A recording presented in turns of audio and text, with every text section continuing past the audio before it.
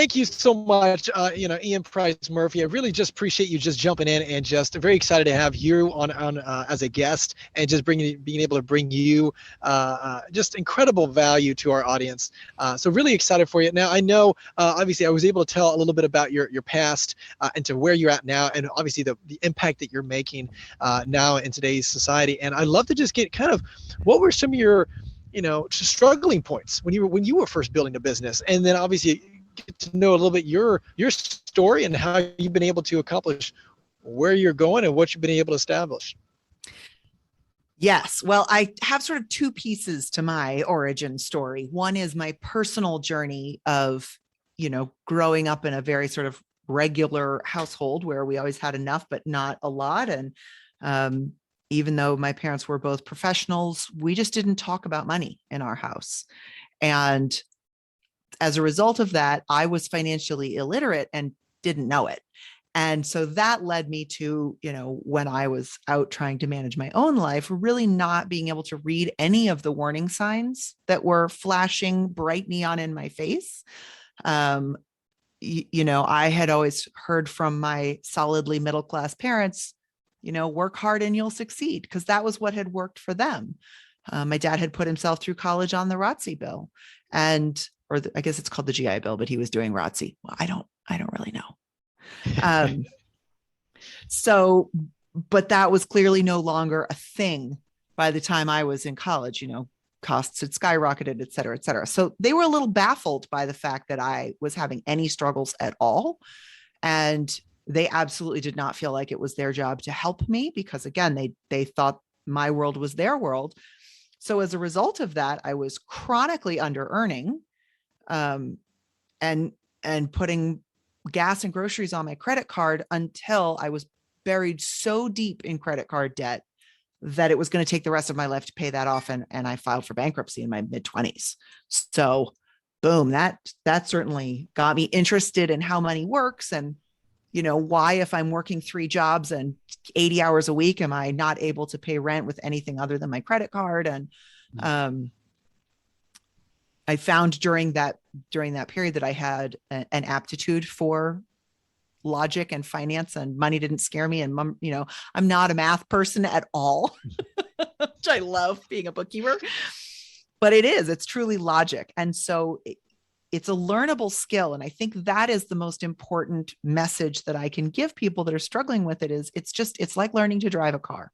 It might feel terrifying the first time you get behind that wheel in this giant metal machine, but it's actually pretty, as long as you go slow, it's pretty easy to learn to drive.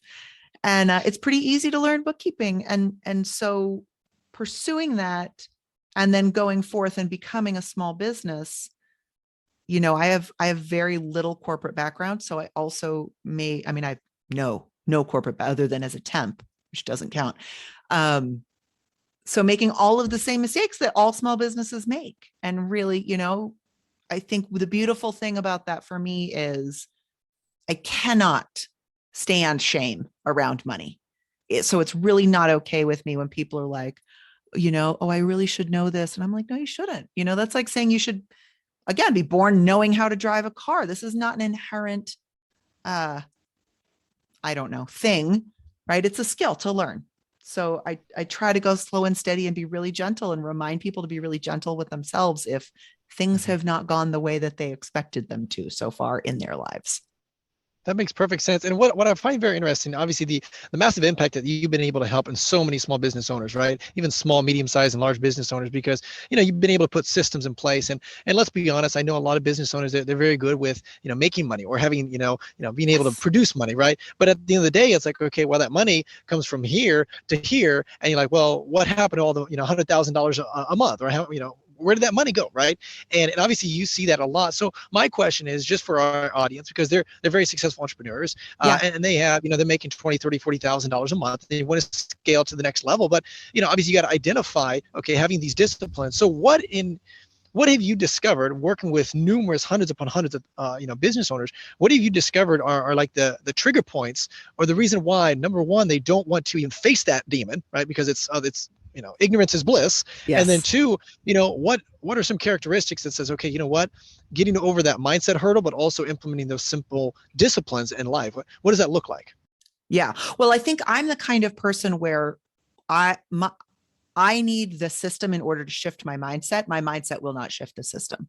And so part of that for me, again, was saying, work hard and you'll succeed. That's not wrong. It's just not the complete picture.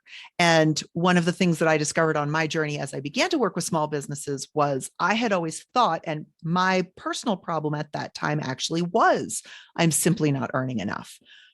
But, what I saw in small business was earning doesn't always solve that problem, because if you don't have a way to understand what your money is doing and why you're spending, and is that an expense or something that will bring a return on investment, it's very easy to let your spending rise with your income. And, so I had been a bookkeeper for 20 years or so when I started Profit First. And the thing that I loved about that particular cash management system, which is based in the book Profit First by Mike Michalowicz, was that, I'm already extraordinarily frugal and I'm very comfortable with my numbers and I look at reports constantly, but I was still able to double my take-home pay without bringing in an extra dollar of income, simply by looking at, how I was spending. And for me, what that was that I, again, fell into the traditional trap of, well, there's money in the account. So if a conference comes up or an online course comes up, or, a fancy piece of equipment that I want to buy or upgrade a computer, or, get the newest blah, blah, blah. I was like, yeah, there's money to do it. Let's do it. Without realizing where that money was coming from, because at the end of the day, where it was coming from was my salary. And my particular issue was I've got enough that I can live on. So I wasn't looking to really increase my take-home pay. But when I became very intentional about how I was spending money and saying, if every dollar has a job, what is the job of this dollar? And if it's not overhead, because my overhead percentage is too high, closer to like 60, 70% rather than 30 to 40%, then what I'm saying is I'm overspending. And so then, okay, well, overspending on what? Why? What is it doing for me? And if I want to choose to overspend, because again, this is an investment that's going to be professional development that will take me to the next level, where is that going to come from? And when I did that analysis using the Profit First framework, it turned out it was my paycheck. So by choosing to cut back on many of these expenses, I was like, well, then I can afford to give myself a 100% raise. So that was also that was the thing for me. And I think that's the system, right? Yeah. Because it's not that I didn't even know that I had a mindset issue. I didn't even know that what I was saying is I'm content. And that's not necessarily okay without the framework of what does a successful business spend like? After we've said, how much should we put aside for profit? How much should we be putting aside for taxes? What's an appropriate amount of overhead, et cetera? And so just having some external guidance around that, not from a tax perspective, because a lot of tax accountants are saying, oh, let's go lower your tax bill. What else could you spend on? And so I thought that I was doing a very good job of keeping my tax bill low, instead of realizing, but if I take this money home, there are personal tax strategies that I could and should be employing that will still save me on tax and pay me more. And that's my favorite thing. So there you go. Right, definitely building assets, and that's what I find so very interesting, because and I really appreciate you bringing in this point, and specifically the book as well. I'm literally rereading that book right now, even though I've read it numerous times throughout. But it's just always a good book. Now I'm always intrigued, Ian, because see. It's about discipline is basically what you're saying, and implementing these systems. And obviously, I think you've dealt with hundreds upon hundreds of entrepreneurs. They're not sometimes the most disciplined, right? Some of them are, some of them aren't. Specifically around money, I think we all have that same personality. When there's $10,000 available on the credit card, man, I'm going to spend that to $9,900, right? You betcha. And the thing is, like, and I still got $100 left, right, or whatever. And so the thing is what I always find very interesting is like, how do you automate certain disciplines so then that money is deducted or put into that profit bank account without you ever having to even look at it? Obviously, I know when you're working with numerous business owners, you probably automate that with systems. What does that look like exactly, and how can some of my audience kind of implement that? Yeah. So two things. One is and this is again just based on me, I actually don't really believe in willpower. And I think discipline is often a code word for willpower. And so the problem that you're describing, which is the problem that the book describes, is you can't put a cookie jar of $10,000 out and be like, no, no, no, don't touch it. Because you're like, but it's cookies. Of course I'm going to, they don't show it to me. And that is the system of Profit First, is to open up multiple bank accounts. The primary one being your income account, so that your income is not mixed in with your expenses, because that obscures some very important information about how am I depositing money, not earning money, but depositing money. So in my case, in my business, because we've got a lot of monthly recurring clients, 80% of our income comes in the first week of every month. And being very clear about that really helped me, partly because then I could be like, well, I know what our average sales number is. And so if I'm seeing less than 80%, like I caught a huge error just by that there was a glitch in our invoicing technology and invoices hadn't gotten sent out.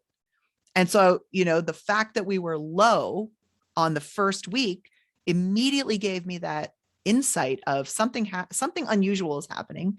And we caught it before another 30 days went by, which would have been horrible. So the system that is outlined in the book, and the one that I use and the one that I used to recover from my own personal bankruptcy, because I didn't want to have to think about my own money, is to decide how much do I need to run the business? What percentage of my overall income is that? And then that I'm going to put that into a bank account. And then I'm going to try and lower that expenses down. And the way that the book talks through it is, again, you have this one singular income account where everything collects, and then you peel off from there and immediately set aside a percentage, usually around 15% for taxes, a percentage for profit, anywhere from 1 to 10, 15%, a percentage for your owner's pay, which again depends on the size of your business and how much you personally need to take home. And then you look and you say, okay, so if I've decided that, that I need to be spending, I don't know, $20,000 a month in overhead, when I'm using this percentage of my income, am I meeting that target or not? Because if not, then I know I either have to cut expenses or, figure out how to be more efficient with my income or go get more income. And so for me, Profit First is really like, just to stick with the car analogy, really more about driving with your headlights on and being able to see 100 yards down the road. Is there a sharp turn? Is there a boulder? Is there a dog running across the road? Rather than bookkeeping and accounting, which, while incredibly useful, is truly looking in the rearview mirror. It's like trying to drive backwards, essentially. Because what happened in the past, as we've all learned the very hard way in these last 2 years, is not at all indicative of what's coming today or tomorrow. And so having this system to say discipline should not be a part of it. I mean, the discipline to put it on your calendar and get it done, yes. Yeah. But it shouldn't be a matter of, my willpower to not send myself to a conference. It should be the clarity and the intention to say, where is this money? If this is not already in the budget of my operating expenses, or maybe I've opened yet another account to say, I want to be able to go to conferences and I know I can afford to spend $30,000 a year doing that. Is it in the budget, AKA actual cash in the bank now? Or am I going to choose that this is so important that it's worth taking money from my own pocket, because we never take money from the tax account. That's not our money. That's the government's money. And right.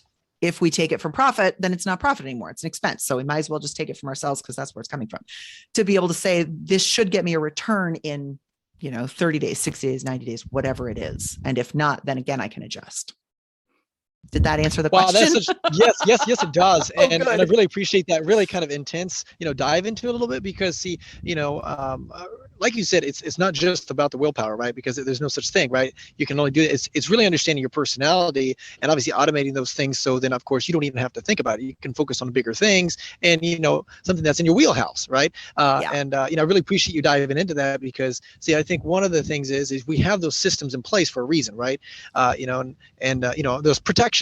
Like one of the things, after reading the profit sharing, book, profit first book numerous times, I remember numerous times I was be one of those people that, like I said, I just buy and buy and buy and buy and just like you said, all those bad things I shouldn't be doing, I was doing it, right? And what happened was just like you said, putting it into account, I don't even see it. In fact, I get a penalty if I take too much money out, and what that does is it incentivizes me not to touch the money, right? I can only like pull some money out like once a month, or otherwise I get penalized, and it's a big penalty. And I set up with the bank, and the reason why is just because again it's incentivizing myself not to do that.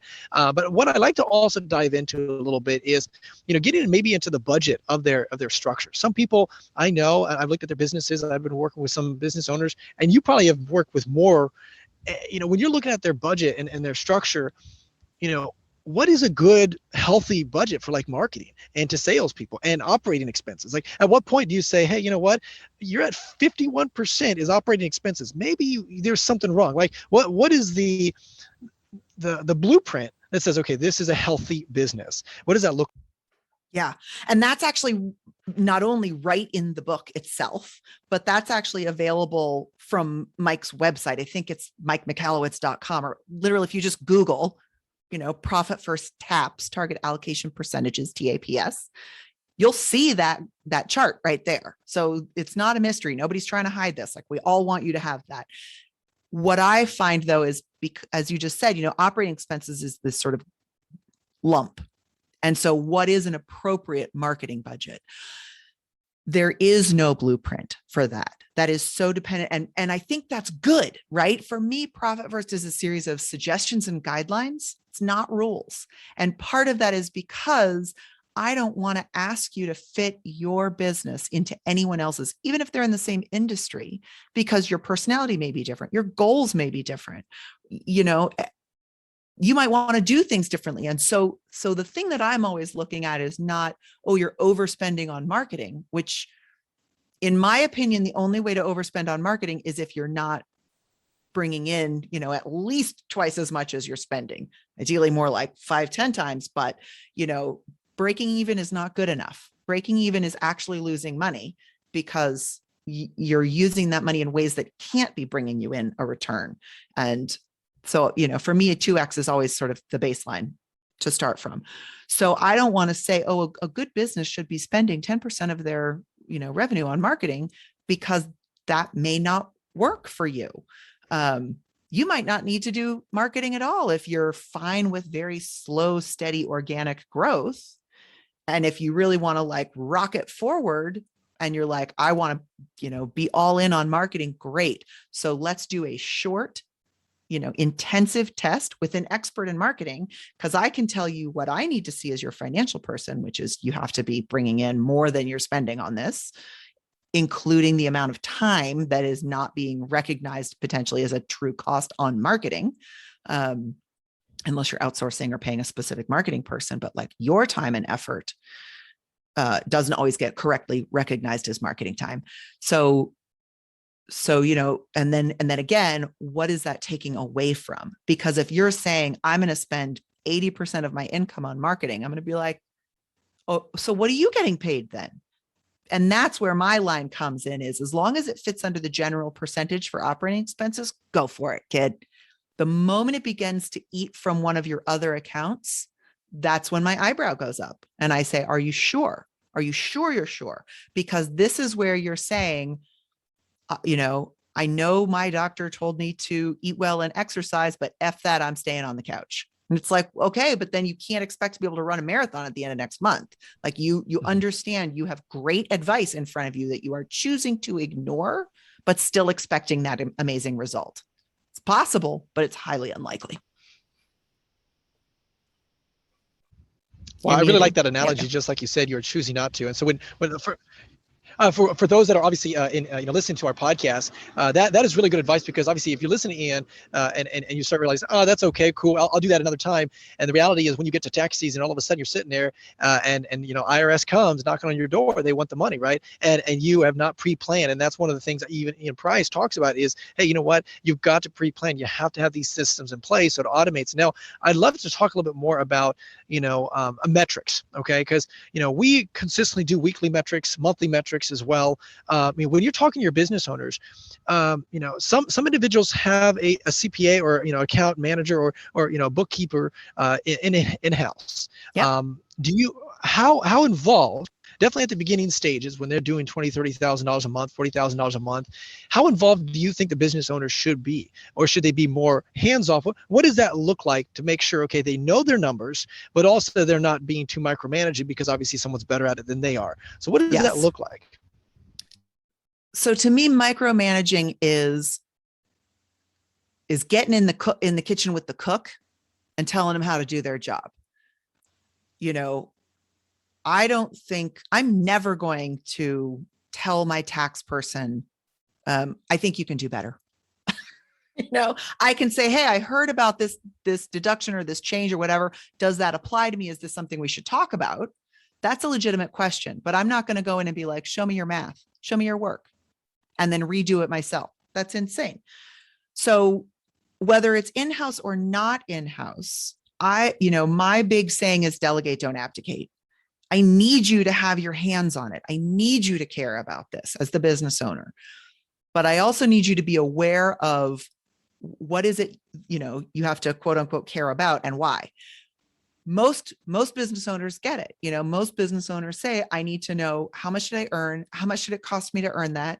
What was left over to cover my overhead? What was my overhead? And was I positive or negative at the bottom of that?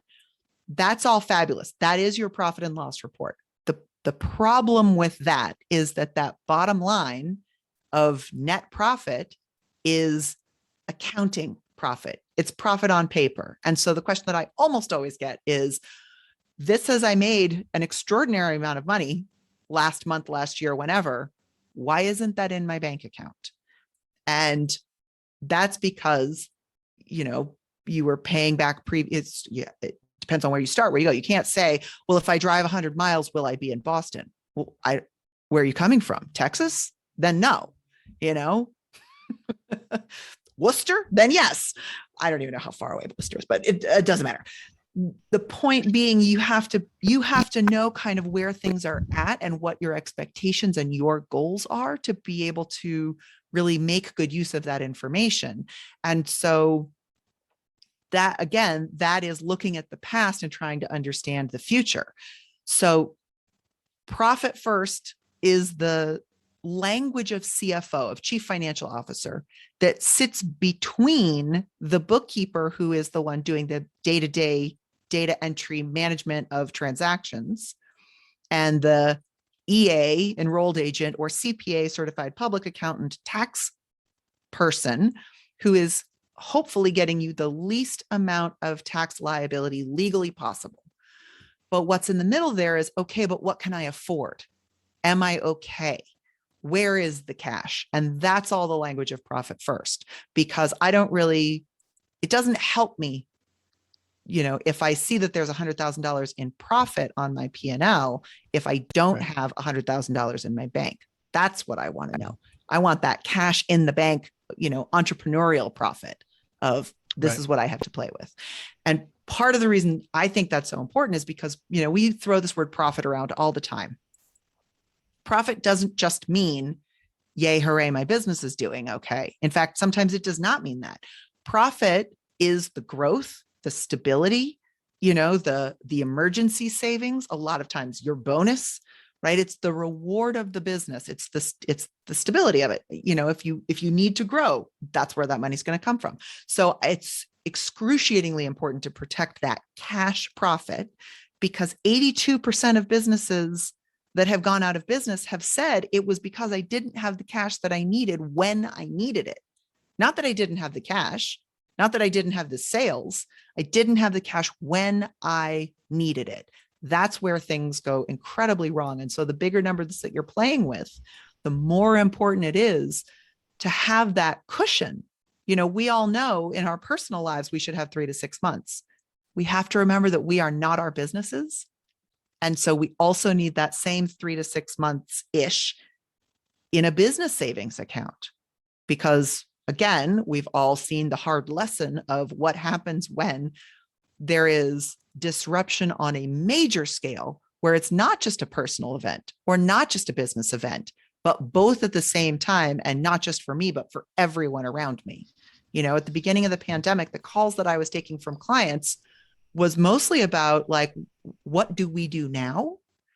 And the clients that I had that were profit first clients, because that used to be optional in my firm and is no longer, the clients at the time that were profit first clients, that was the tone and the timbre of the conversation. What should we do now? Let's talk about pivoting. Let's talk about, how we work with what we've got and make a plan for tomorrow.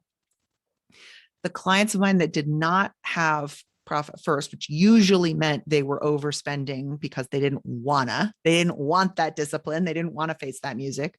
Were calling me in tears, with a desperate, frustrated, what do we do now? And it was not about planning. It was about triage. It was about just being on the phone with them and saying, I hear you. Yes, it's going to be really tough. And I'm very proud to say that not a single business of ours that implemented profit first went out during the pandemic. Mm-hmm. Every single one of them is still around. That's awesome.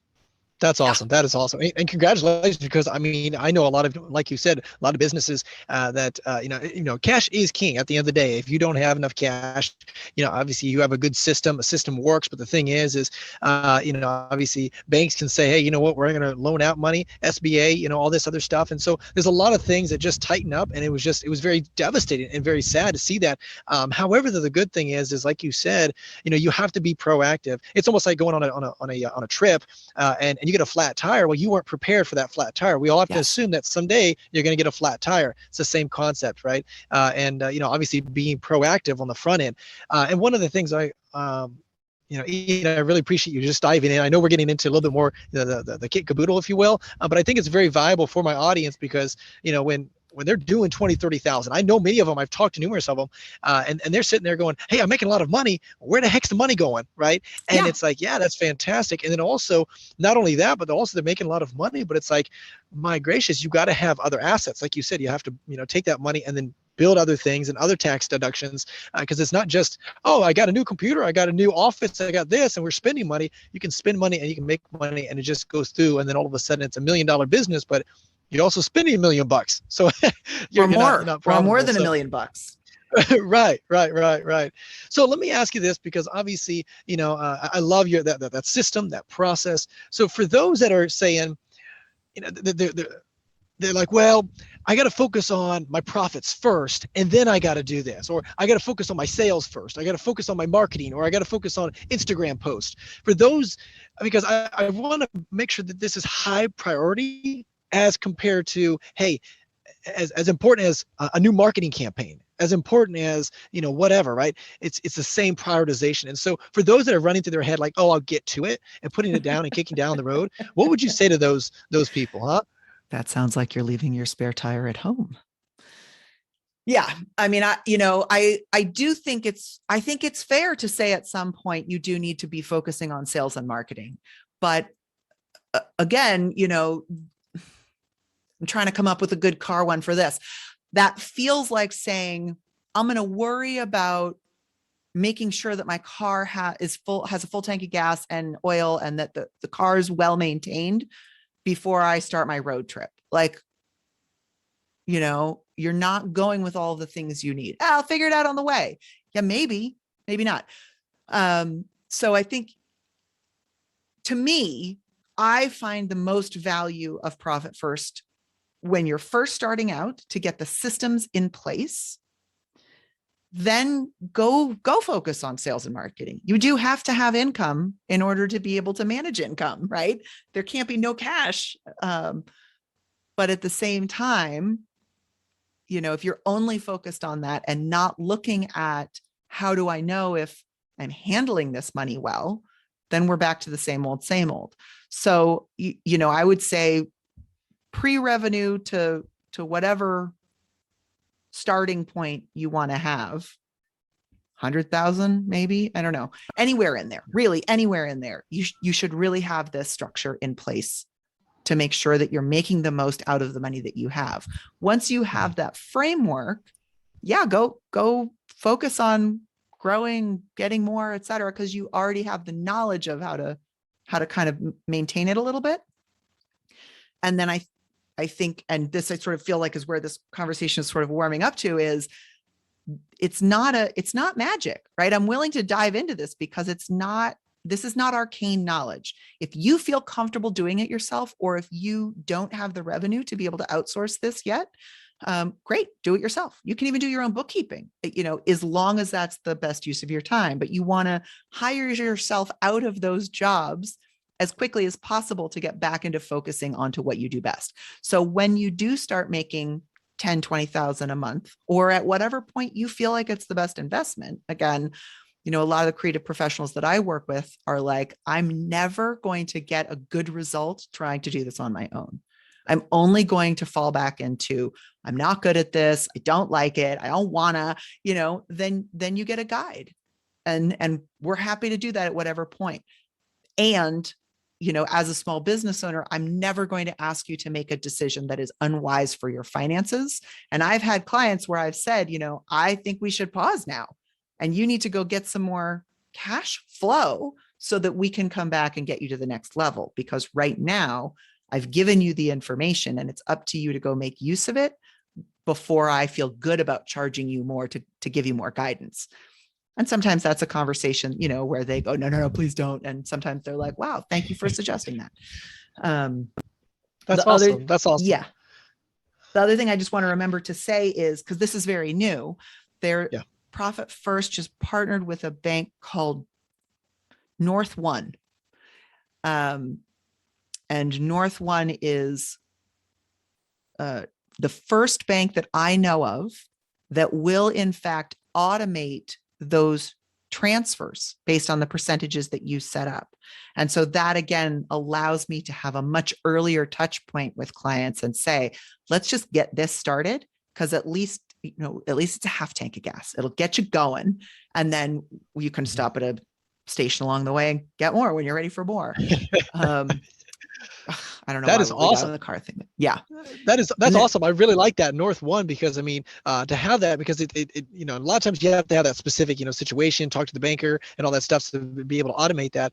But that's brilliant. Now, let me ask you as well, kind of dive into a little bit of your story, because I want to make sure that people don't misunderstand. Ian, it sounds like you're very, very good at this, right? But also, like you said, it didn't come naturally. So let's talk a little bit more about, your story, how you struggle with it. What was that really ticking point where you're like, okay, I'm staying, I'm not doing this ever again. And then being able to build those disciplines. And did you have to surround yourself with a team to be able to, automate those disciplines, or did you just, develop those disciplines internally? Well, again, I'm incredibly stubborn. And so I pursued my own knowledge independently for far too long, that we hired our first employee 2003. She's still with us. I'm super happy about that. Like, to me, that is one of the proudest things that I can say is like, I don't, to have a company that my first employee is still with me gives me great comfort. I should have had a team much sooner. That's one of those mistakes that, I've made every mistake you can. And again, that came from my very particular upbringing, which, although I was raised in California, like in some ways is so Midwest. My mom is also a native Californian, but her family is all Midwest. And just that, 40s, 50s, salt of the earth, my word is my bond, self-reliant, get it done. Like, what a tragedy that story is, because it leads people like me to think I should be able to do this. And should is that's my least favorite cuss word. Should is a cuss word in my world. There's nothing that I should do. It's either something that I want to do or I don't, and something that I'm comfortable doing or not, and something that I can do or not. And whenever I hear should, I have to immediately stop and say, what am I really saying here? Am I saying I don't want to? Am I saying I need more information to be able to develop this? I'm not comfortable doing it on my own. Or am I saying this is really beyond my scope of what because there are people who legitimately don't think analytically. It's not that they should, it's that it would serve them greatly to learn enough to be able to have those conversations with the people who are analytical, who can help them. Same creatively, as I've started I never marketed as a bookkeeper, but when I started doing advisory, I was like, oh, I should really let people know. It was horrifying. It gave me so much compassion for my clients who were like, I hate the money stuff. I'm like, I hate the marketing stuff. I hate it. I feel about words the way most people feel about numbers. Like, I'm not good at it. I don't want to be good at it. Like, just, ugh. But again, I have to listen to my own good advice and delegate, not abdicate. And so part of what was missing for me in that I tried to fill in very quickly was, what is the data that I need here to know if this is working? So I can't just hire a marketer and be like, go make me $1 million. I have to say, my goal is $1 million. How are we going to do that? How much time do I have to put on it? And how are we going to know right now, in a very profit firsty kind of way, that our efforts are working or not, and where we need to adjust? That those micro pivots are what keep us sane in business.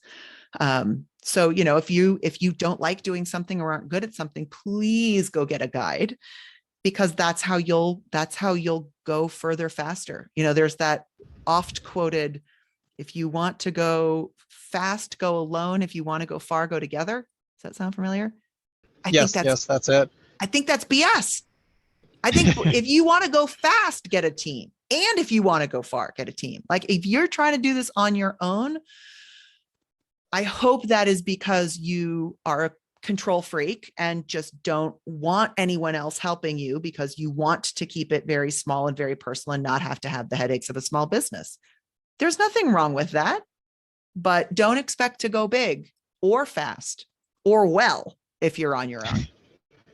I love it. And that's a lot of truth that a lot of people have to hear right now, because, I know some people, they say, well, it's so expensive, right? 10,000, 15,000, whatever it is to, hire a bookkeeper. But at the end of the day, it's an investment, just the same way. It's the same way, like, you could go on YouTube and figure out how to do your own plumbing, but also you could say, I'm going to have someone else do their plumbing because they're experts at it. And you come over here and watch golf, right? Do other things that you're more passionate about. And that's your expertise. And that's obviously what you do, which is really awesome. And again, I want to emphasize, that you didn't naturally, organically, like, I was just always just, it was a struggle, right? But being able to implement that and know that, I think that really brings a lot of humility to everybody that's been there, done that. And also, one of the things I really want to emphasize to our audience a little bit is that, yes, okay, COVID happened, right? Maybe it really left your business in a devastating situation. You can always say, oh man, I wish I would have. But now you have to ask yourself, well, what can I do now, right? And that's where Ean Price comes in, where she's able to say, hey, you know what? Hey, let's figure out a game plan. You didn't listen to what I said before. That's okay. You didn't know me. That's all right. But now you have an opportunity to listen to what Ian's saying, right? And that's why I really wanted to bring her advice here, because, again, I know there's so many people that were devastated during COVID. And one of the things I listened to Bill Gates, he told his company, a multi-billion-dollar company, have 6 to 12 months of cash flow sitting there. So they have billions upon billions of dollars just sitting in the cash. And the thing is so many people say, well, if I was a billion-dollar company, of course I had $1 billion in cash. And they say, no. It's the other way around. If you can't do something with $1,000, you'll never get to 100 million and 500 million and $1 billion, right? It's those small wins and those small wars that you have to establish. And obviously that's where, your company comes in handy, which is really, really awesome. So tell me, kind of, what's that vision look like to, kind of give them a little bit of hope, like being able to take one of your clients, maybe you can share some stories a little bit about how you've been able to help someone devastated and to profoundly change their trajectory, and how it's been, it bloods over, it bleeds over into everything else. What does that look like? So the story that I tell the most often, because I have permission to do so, is with a client of ours named Shelly, and Shelly's a web designer. This was probably 4 or 5 years ago, pre-COVID. So Shelly, had worked as a web designer for a while and decided to go out on her own because she wanted to have more control over who she worked with, the kinds of projects that she took, her own work hours, et cetera. Also falling into that entrepreneurial trap of, oh, if I work for myself, I can set my own hours. That's right. All 24 of them will be set. So she was an amazing designer and she was decent at coding. So her business started growing really, really fast. And her process was 50% down, 50% on delivery. So she kept getting requests and orders and tried to hire a couple of people to help her out, but with the design stuff or like admin stuff, and just kept kind of running up her expenses. And being like, oh, I need that software. Oh, I need that, font. Oh, I need that computer. Oh, I need that, and some of it was true. Some of it was legit. But when I started working with her, she was in a position where she was so far in debt that her monthly minimum payment, and she had this spread over like 4 or 5 different lenders, was $7,000 a month. Just the minimum. So that was why she called me. She was like, I'm thinking of selling my home and paying for my business. Like, what do you think? And I was like, please don't. So we just sort of fundamentally rearranged what she was doing, rather than outsourcing design and admin. I was like, outsource the coding, because that's not something that they need to talk to the clients about. Let's keep the sales and the design with you, because that's the part you like the best. Let's get you a better admin who can follow up on the invoicing, and let's change how you invoice so that it's 50% down and then 10% at these milestones, with only a 5 or 10% held for punch list rather than 50%. Because again, it's not that she wasn't selling. And the websites she was designing were $20,000, $30,000, $40,000 per site, because she was doing e-commerce stuff. But which meant that she had 20,000 held up because some widget, some plugin wasn't working. And I was like, we have to work around this. So really quickly, we were able to, figure out how to cut back a lot of her expenses, get her off all of her free trials and thises and that's, and consolidate down and keep only the software that helped her deliver a better product, and everything else went, you're not allowed to buy a new camera until next year. You're not allowed to buy another font unless the client is paying for it. You're not allowed to buy another online course this year. And we actually got a line of credit to consolidate her debt at a much lower interest rate. And we were depositing her income into her line of credit and then borrowing back to pay for her expenses, which also meant that we were, had a lower overall APR, as well as we were paying less interest throughout the month. Rather than just making a $200 payment on that, we'd make, a $30,000 payment, but then borrow back 20 or 30 or whatever. So we just had these like little tips and tricks that allowed her to really relax, to do less. And within a year, we had her debt paid off completely. And I think we had 3 months of emergency savings saved. But wow. The thing about it, that's all really cool. And again, as a numbers person, I should be leaning into that piece. But for me, I think the coolest piece of all of that was she liked her business again. And like, what's better than that? That's huge. That's more, to me, that's more important than any dollar value, right? Being able to say, I leave work at 6 and I'm done. And I'm not going home and like, oh God, and I forgot. And I still didn't do that widget. And so I still can't collect that 20. And oh, I did the widget, but I forgot to invoice. Like, there's so much stress around all of that with just, a part-time EA or VA or OBM or, ABC, whatever the letters that you want to pick to fill in to get that help with. And even in the bookkeeping, rather than taking her on as a bookkeeping client, once we got her cleaned up, my suggestion was you have this admin assistant, have her do the data entry for you at half the price, third of the price of what we charge. That's a better business decision for you. I can train her how to do the basics because 80% of bookkeeping is so repetitive. And thankfully, a lot of the softwares are like, it's so repetitive, we can automate that. We can make a rule for that. We can recognize that. And then either we can come in and check it monthly, or I can give you the list of red flags to look out for so that if you see one of these, stop, call me, and I think that's the way that I want to see my industry going. I don't want to see us saying it's so important you pay $20,000 a year to outsource to a bookkeeper. Not really. Right. It's not that hard. Definitely. That is huge. And I loved that holistic approach. It wasn't just, here's some budgets and Excel spreadsheets. It was a whole strategy, a game plan, and said, hey, you know what?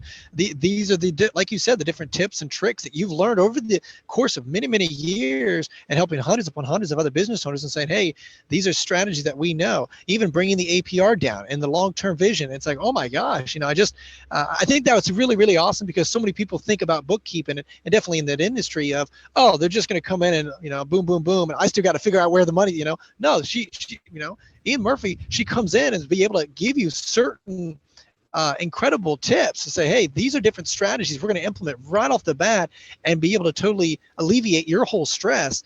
Because that's really what it comes down to, is just that unbothering, unnerving stress, right? That business owners have. It's always comes down to cash flow, and nobody likes to be in a situation where someone's holding 20 G somewhere, So that's awesome. Right. I love that story. That story. So, Ean Murphy, where can they reach out to you, and how can they, touch base with you and your organization? I think our website is the easiest way to do it, moxiebookkeeping.com. We're pretty Googleable and everything's on there. So, whether it's you want software setup and training, or you want ongoing bookkeeping services, or you want to, jumpstart Profit First package to get you going, or you want ongoing, we have a program that we call Abundantly Clear. That's our version of Profit First. Because to me, that's the goal, right? Let's get you abundantly clear about what I don't want to just give you a spreadsheet, because I know your eyes are going to roll back into your head and you're going to file that away with all the other freebies and downloads and tools. That's giving you the car without teaching you to drive. I want you to know how to run your business and feel fully empowered in every aspect. I want you to feel like the CEO, not like an amazing web designer, lawyer, consultant, online course creator who doesn't understand the money stuff. Definitely. And guys, those links and everything like that will actually be in the description below. So definitely click on that. Go to our website, go reach out to her, have a conversation with her.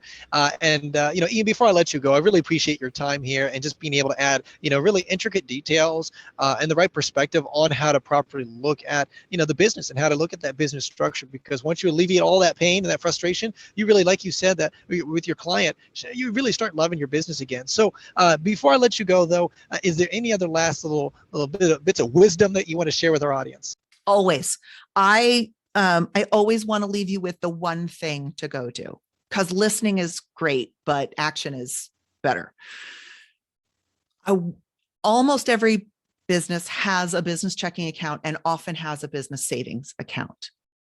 While you figure all of this stuff out, whether you want to do it or not, how much you want to do, please start taking 1% of your income and put it into a savings account. That's it. That's all you got to do. And then go look at it once every couple of months and marvel at the money in there and think about how much larger that pile could be and how that pile could really serve the purposes of your goal, and use that as a way to test, because a lot of people are like, oh, banking, too many bank accounts, that's confusing. I promise you it's not. It's like your silverware drawer versus your junk drawer.